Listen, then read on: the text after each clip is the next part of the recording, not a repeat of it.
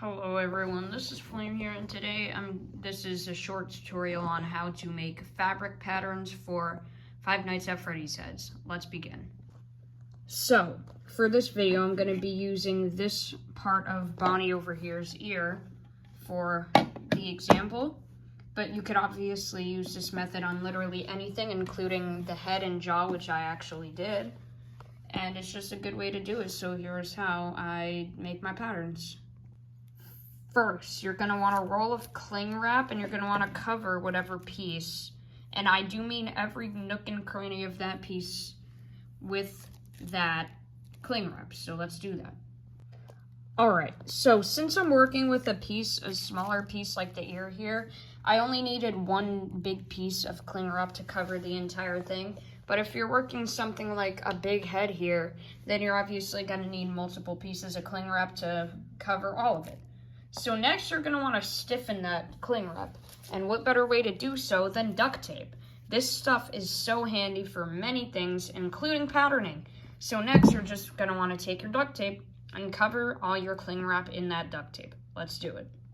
Alright, so once you have your piece covered in duct tape, you'll be good to go to get cutting. And if you're wondering why I have this spot uncovered, it's just to mark where the front of like this little indent in the ear is.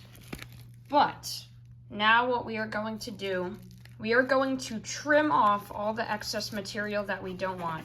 Like right here, there is a little indent spot that connects the ear and stuff, so you'll likely have stuff like that too. So just trim off any excess, saran wrap first, and then cut off any unwanted material. Let's get to it.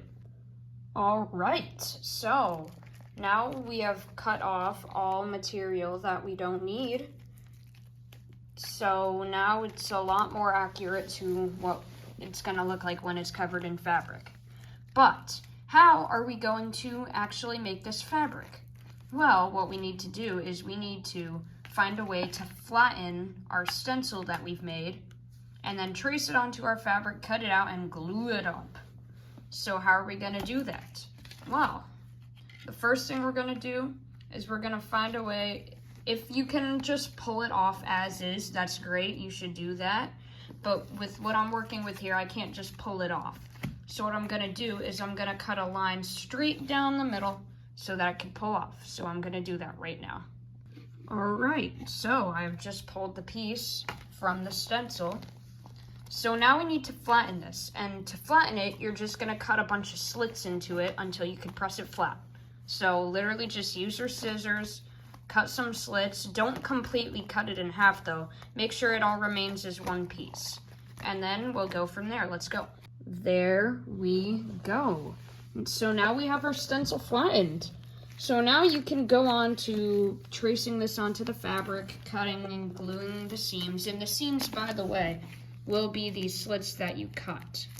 So I'm not going to be fabricking it in this video, but just beware when you trace this on to your fabric, make sure that when you're tracing, this side is up and not this side.